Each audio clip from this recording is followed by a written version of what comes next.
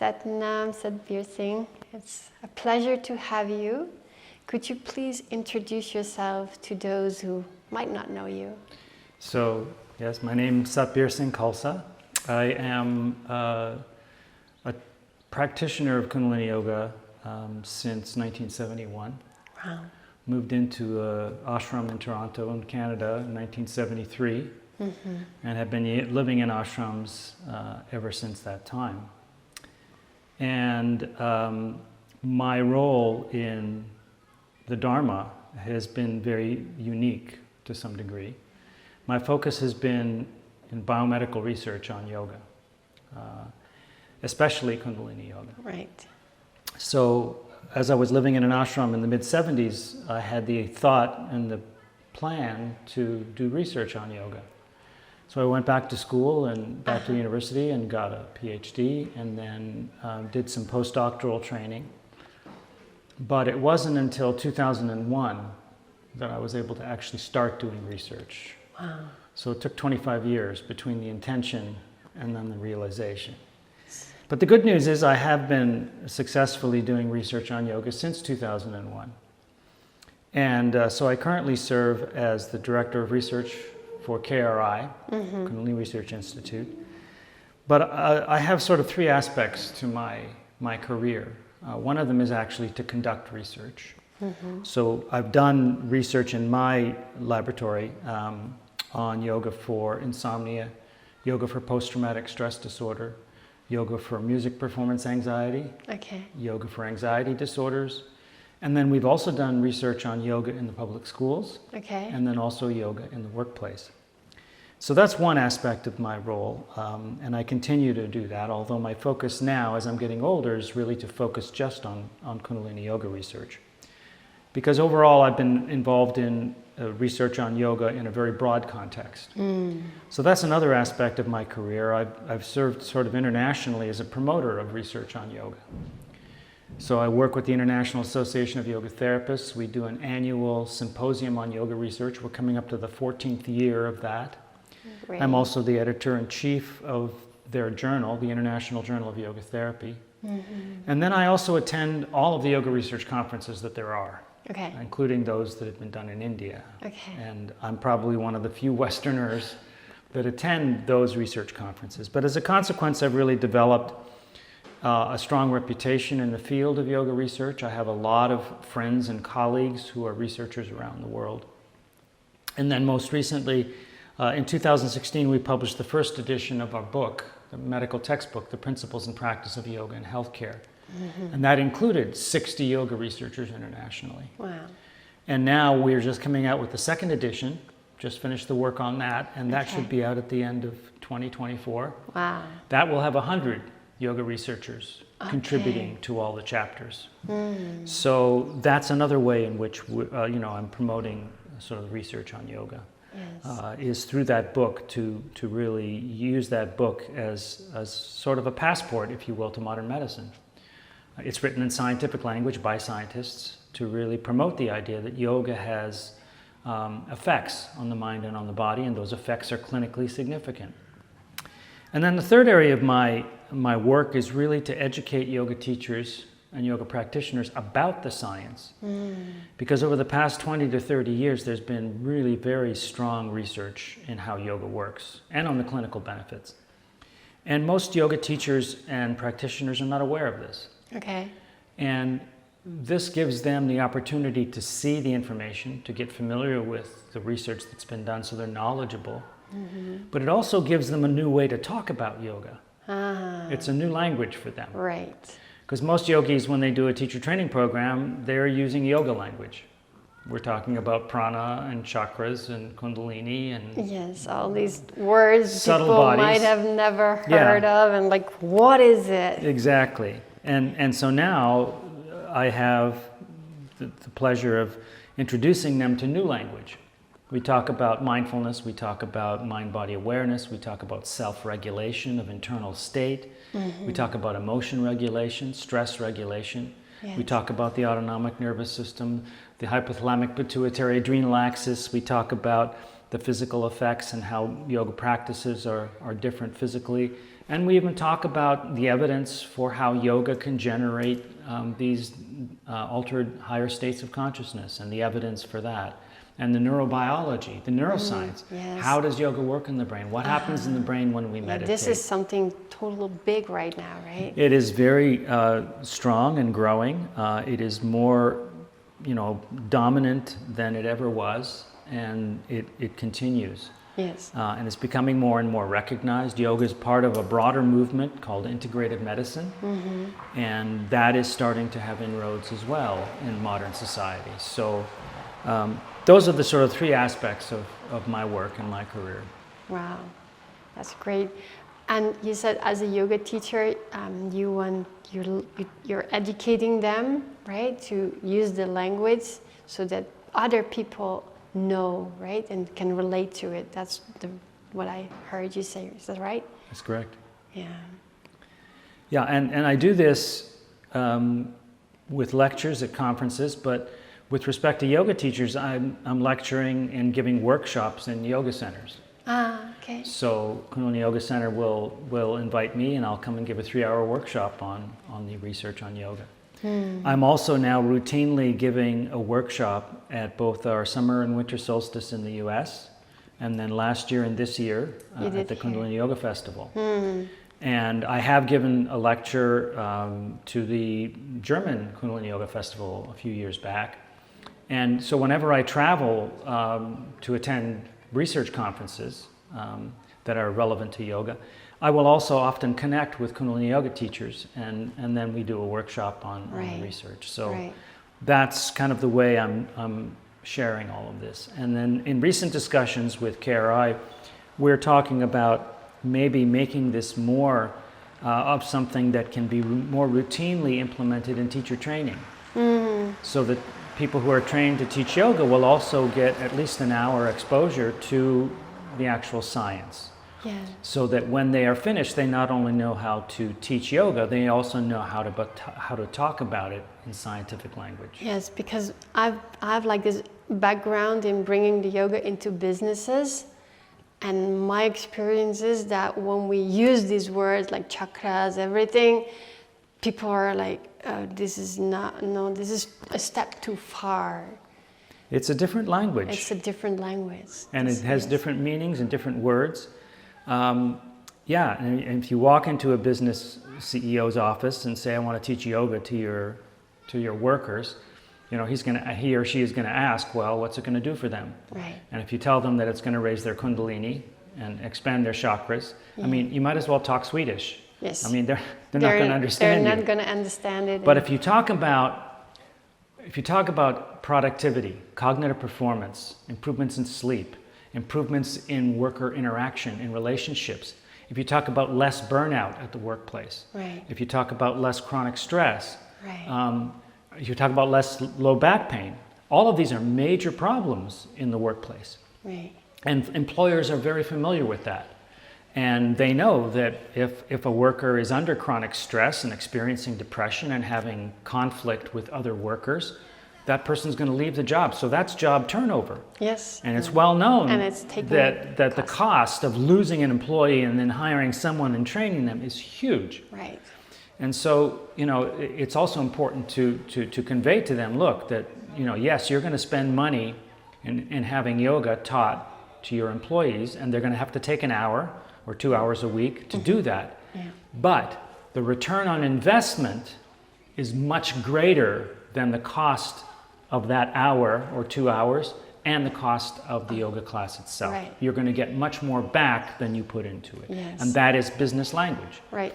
So this is something that I think is very important, because what we are trying to do with yoga is bring it into mainstream society. Definitely. I mean, we started in the late 60s, with the hippies. I was a suburban hippie.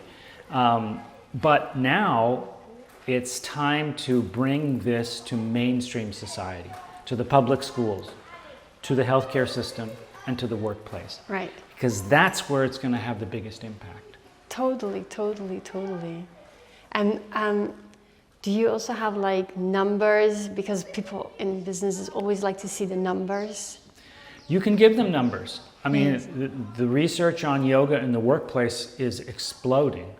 There's a lot of publications, a lot of review papers. Yeah, so you walk in and you come in with a review paper that summarizes all the studies that have been done on the yoga in the workplace. Right. And in that, you can see the graphs, you can see the tables, you can see how much stress was reduced, you can see how much burnout was reduced.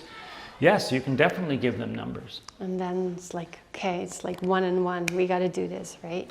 Well, it becomes a no-brainer. I mean, Yes. if they really realize that this can, really save on a lot of the problems that their employees are facing, it is going to be a no-brainer. Yes. This is what I experience as well.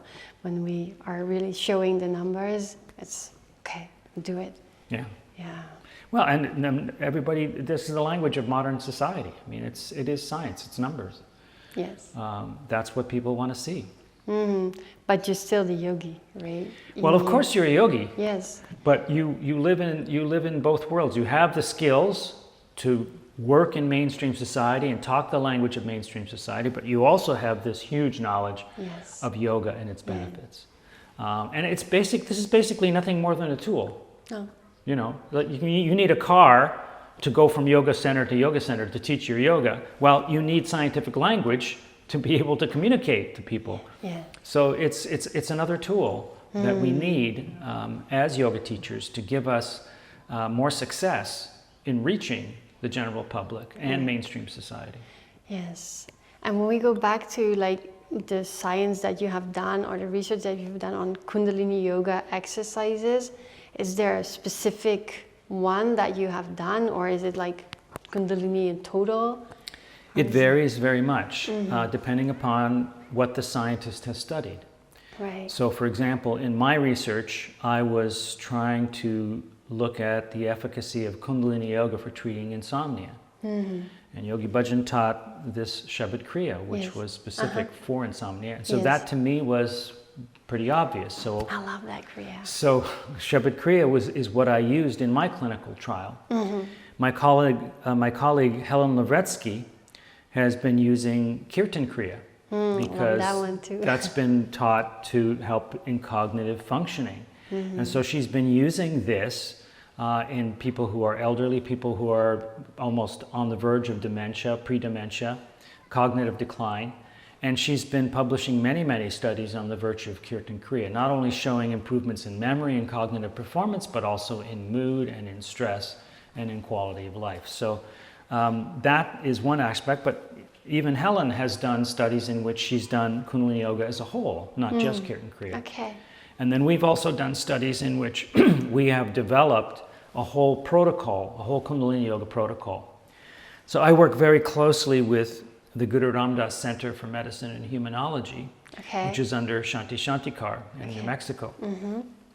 Yogi Bhajan founded the Guru Ram Das Center and trained specifically Shanti Shanti into how to apply Kundalini Yoga for patient populations for yoga therapy. And so whenever I've done a clinical trial, I've consulted with her. She develops the protocol. So we have, for example, in our last study for generalized anxiety disorder, we had a 12-week protocol, and we had 2 hours a week and a 20-minute per day home practice. And she specifically gave us what meditations, how often, and what to practice specifically. And it was all laid out in a manual. And on week 1, we do this. On week 2, it's all laid out, all the Right. practices, all the pranayams, all the meditations. And it's all designed for people with anxiety disorder to hopefully get the best benefit. Wow. And you're still in this study, or? That study is, concluded about 3-4 years ago. Okay. But there was so much data collected that we're still publishing papers from the data. Okay. So we've published at least 4 papers in addition to the original paper that was published in the And where journal. can we find these papers? So most people, unfortunately, are not aware that the Kundalini Research Institute has all of these papers on the website. Just go to KRI. You just go to the KRI website and you click under the scientific research link, Just and that then you simple. register your name, and all of the papers, there's about 180 papers Wow. that are available. They're in PDF files. In addition to the published papers, of those 180 or so papers, 80 of them are actually Kundalini Yoga interventions. The rest of them have included Kundalini Yoga teachers in some way. So it's relevant to Kundalini Yoga, but it wasn't a Kundalini Yoga study. So there are about 80 Kundalini Yoga studies. In addition to that, there are a whole number of theses, like master's theses and PhD theses that have been done on Kundalini Yoga. Yeah. Those are also available. Wow. So everything is available right there. You just download it. Yes, but this is like the information overload area, Yes. right? So it's really, I think, this is a gem for people to know. And sometimes we're like, it is somewhere, but where can we find it? Well, most people who are familiar with research on in biomedical research will go to the PubMed website. Right. And so that's useful too, because if you go to the PubMed website, you type in a search term, you type in yoga, you'll get like 30,000 hits. Right. Okay. Yeah. That's a little overwhelming. A little, yeah. But if you're interested in something very specific, like yoga for schizophrenia, then you type in yoga, schizophrenia, and boom, suddenly you get 50 hits. Right. Then you can go through, and some of these papers are free to download. Right. But all of them have an abstract. So it's a whole paragraph. You can read exactly what was done and the results. Right. So people can go onto PubMed and find the research that way. I mean, you can also do a Google Scholar search. That's also broader. It covers more journals. Okay. It's not as precise as PubMed, but it's easy to get access to all of these publications online. Wow, that's great. And what is your vision? What is something that you really, really would love to study? So one thing that is really topical for us right now is what's going on in Ukraine and Israel.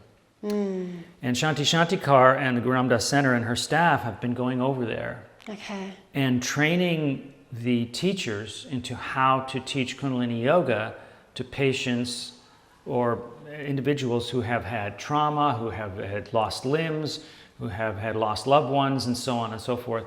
And we have a team of researchers that is in the Ukraine that is interested in doing the research. The Ukrainians want this research so that they can promote it more across the country, but we don't have the funding. And we have the team. I'm happy to serve as a consultant and co-investigator, and we have other scientists who are a research advisory board for KRI who can also contribute consulting and expertise. But what we really need is the funding to pay for the staffing to run the study in Ukraine. So that is one hope, is that somehow we can get the funding to do the research on Kundalini Yoga in Ukraine, and then we get this published, and then that serves the Ukrainians in being able to take this to all their clinics and hospitals around the country with some degree of credibility. So that's one wish. Another wish is something that we almost had. So the Sri Singh Sab Corporation a few years ago gave us $250,000 grant to study a program that's going on in Maryland, in the state of Maryland in the United States. A man named Dharma Atma Singh has been teaching yoga in that school system. And now there are tens of thousands of students undergoing yoga within that school system. Wow. And we got this funding to do research on that program. And so we were in the process of setting all of that research up. And just as we were about to get started and hire staff and move forward, there was an administrative person in that school district who killed the research. And so, our one hope is that somehow in the future we could get past that person and do that research, because that's very powerful. Yoga in the public schools has been something that has been very important in my mind, because if you want to bring yoga into society, the best place to do it is in the schools. Right. Because you reach everyone. Yes. All children have to go to school. So if you bring it into schools, they all get it. Everyone. Yes. Totally agree. And the reason that that's so important is that right now, in the general population, yoga is mostly practiced by women. It's mostly middle-aged, mostly higher educated, mostly higher income. So that's a form of social injustice. And the people that need yoga the most, lower socioeconomic status, lower income, minorities, they're the ones that are not getting it. And so if you bring it into the schools, Everyone gets it. Everyone gets it. And it's something normal.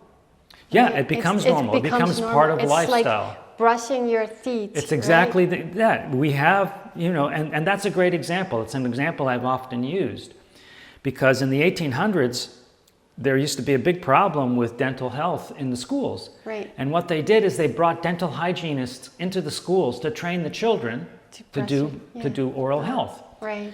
And now that's implemented in society. Everybody travels with a toothbrush. Yes. No, you don't even think about it. No, it's you not don't think foreign, about it's it. not Yes. strange, it's No. part of your Yeah. hygiene. Like you're washing your body. And so what is yoga? Yoga is mind-body hygiene. Yes. And right now, there is no mind-body hygiene. No. I mean, there's exercise in the schools, but most of that is competitive sports. What we really need is the yoga practices because they have effects that sports cannot cover. And that is the ability to control your emotions better, to control your stress better, to increase your mind-body awareness and your mindfulness, and even to experience these deeper, tranquil, and peaceful states. And that is what modern society is missing right now. And what if, like I'm thinking of one of my students, he's a teacher in school. What if she listens to the podcast? What could you give her? She's already sharing like some of the knowledge of Right. So I would just say, try and teach it. Yes. Try and teach it in the schools. There are challenges that people have faced in trying to bring yoga in schools. One of those challenges has been, yoga is a religion. We can't have religion in the schools. But you have to make the argument that yoga is not a religion. Yoga is a mind-body practice. Yes. There's no belief involved. And that's different than religion. Religion, you have to have a belief in something. So it's not a belief system. It's a mind-body practice system. You're learning how to focus your mental attention. You're learning how to change your breathing. And you're learning how to do physical stretching and other exercises. That's what yoga is. Right. It's not a religion. No. So that needs to be made. That case needs to be made. And the other case that needs to be made is that right now in modern society, there is a huge epidemic of mental health problems in our children and adolescents. Mm-hmm. In the United States, 20% of high school children have actively contemplated suicide. Wow. The levels of depression, anxiety, substance abuse, bullying, all of these are at astronomical levels. It's a huge epidemic. Yes. And most of society is not aware of this, these mental health problems that our children are having. Yes. And yoga is ideally suited to address all of these problems. Or they don't know how to fix it, right? They maybe see it, but they don't have the tools. Well, they don't have the tools. I mean, one thing they're doing is they're bringing in counselors, but that's like after they already have their depression, then the counselor sees them. We're talking about a hygiene practice that prevents mental health problems. That's what yoga is. It's preventive. Mm-hmm. So a teacher needs to be able to make that kind of argument to the principal of the school and say, look, I want to teach yoga to my class. This is what it's good for. It helps them with their stress. It helps them with their emotion. It helps them actually to work in their school. Their academic performance improves as well. Yes. It removes a lot of the relationship problems in schools, the bullying, and so on. And so you make that case. You show them the evidence. We have many review papers of yoga in public schools. And you show the principal, look, this is the evidence that yoga is beneficial for the students. And I'm a teacher, and I'm willing to do this for free. Mm-hmm. So that's what teachers can do is make that argument and teach more and more, and explain to other teachers that this is valuable. Yes. And do you also see a role for KRI in this? Well, I think KRI is serving the role in supporting me as the director of research. We have a research advisory board. We have this resource of all of the papers published. Not too long ago, we had a KRI symposium. Mm. It was a symposium on Kundalini Yoga research and applications of Kundalini Yoga. Yeah. And so we had workshops on the research that was done by the researchers.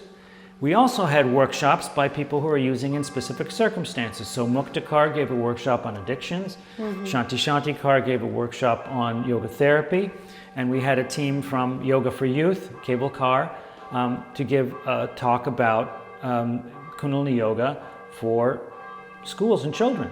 Right. So, KRI is supporting Yes. that research aspect. And for you personally, do you recommend one or two kriyas that you do for yourself that really feel like, okay, these are the ones that I always go to? I think that is going to vary by individual, very much. Mm-hmm. We have very different personalities, we have very different childhoods, we have very different gene makeups. Right. And some people really, really need pranayama, and some people really, really need meditation. For me personally, in 1976, Yogi Bhajan had me do a special kriya for back pain. Okay. And that to me has been something very important, because as long as I do that kriya regularly, my back doesn't go out. Okay. That's very valuable to me. That's very valuable. It's very valuable. Yes. So, and different people have different challenges and different problems. So it's that, what they practice is going to be very different. Right. But that's why we have so many different kriyas. And the beauty of Kundalini Yoga is we have hundreds and hundreds of these different meditations and kriyas and practices to choose from. Right. And then if you go the step further and work with someone like Shanti Shantikar, who's expert in applying this for specific problems, then that's going to help you even quicker, because that expertise can lead you to the types of practices that are most likely to be beneficial. And she wrote a book too, right? She's constantly giving workshops. The Guru Ram Das Center has many programs. The Guru Ram Das Center is an accredited yoga therapy school within the International Association of Yoga Therapists. Right. So it's an 800-hour training program above your teacher training certification. And what that training does is it makes sure that you understand that teaching yoga to patients is different than teaching yoga to the general population, and also that there's different circumstances and different needs in patients, and how to apply Kundalini Yoga in the most efficient and effective way, so that the patients will, number one, benefit, and number two, not get hurt. Because a yoga teacher who has a patient come in her class, and the patient comes up and says, "What should I do for this disorder?" And the teacher says, "Oh, you should do this." Well, that could be dangerous, because you don't know anything about that patient, you don't know anything about that disorder, and so teaching yoga to patients is very different than teaching yoga to the general population. So people have to be aware of that and be cautious, because people can get hurt by doing certain practices. Patients have weaknesses and vulnerabilities, and if you don't respect those vulnerabilities, and if you're not aware of them, then that can cause a real problem. Because we don't know who comes to our classes. We don't know who comes to our classes. So for example, if you happen to have someone who has been sexually assaulted and has post-traumatic stress disorder from that sexual abuse, if you're in the yoga class and they're doing a posture and you go and put your hand on their stomach to say, "Move your stomach up higher," that can cause a real problem of touching that person in a certain way. So that's an example of a vulnerability that can cause a real problem if you're not aware of it. Yes. So what would be your advice to yoga teachers who have these classes? I think it's important to state that, at the beginning of the class, as is done in all yoga teacher trainings, to say, do you have a disorder or a vulnerability or some kind of thing that may be a problem? And if so, then, don't push yourself. If you start to feel some degree of pain or discomfort, you need to stop. Don't worry about the other people doing it and you not doing it. Your health has to be very important. And you should also mention this to your doctor, that you're practicing yoga, to see if the doctor has anything to say about what you should and should not do. So you have to be very cautious about who's in your class, and that will help avoid any kind of negative consequences. But now so many people are teaching online. We don't even see them. That's one of the challenges with online teaching, is that not only do you not see them, but you know, they can't, there's not as much interaction. No. And when you do see them, you don't see them very well. No. No, it's Yeah, you see a little screen, and then it may be dark in the room, and they be wearing white clothes in a white room, or black clothes in a black room, and turn on the camera. You can't tell what's going on, and you can't see the subtleties. You can't see the grimace on their face or the pain that they're experiencing in their eyes. So it's very different. Yes. And yeah, there is an importance to teaching online because you reach more people. People can't afford yoga classes. They can't afford to travel. They have children. Yes. And so that's important to have online availability. But by the same token, it's very important to have the in-person teaching so that they can learn how to do the practices properly. Right. So the best situation is that people train with yoga classes with an in-person teacher, do a beginner's training program for a month, you know, do 2 classes a week for a month, for example. And then you know how to do the yoga. Then you can do the online and use the manuals and the DVDs and so on. Yes, I think I agree with you. As yeah, I've been teaching a lot online, and I can make the connection, but you cannot see the whole thing. And when you do meet someone in person, it's a totally different experience. Yeah. So thank you so much. Is there anything that you think or that you would like to add to the people that are watching this, that you would like to conclude? Well, I think the language is really interesting, the scientific language. The thing that surprises me a lot when I teach to Kundalini Yoga teachers, people who have been practicing for many years, at the end of my presentation say, oh, that was very inspiring. So that's nice. But the other thing they say is, oh, I'm going to do more yoga practice. And I'm like, you want to do more yoga practice because of what I just explained to you? The yoga that you're doing is not convincing you that you will need to do more yoga practice. And yet they say that. They say, wow, now I've seen that what I'm doing is real in a more intense way, so I want to do more of it. And that to me is surprising. But, I mean, sure, anything that gets people to practice yoga more, I'm for that.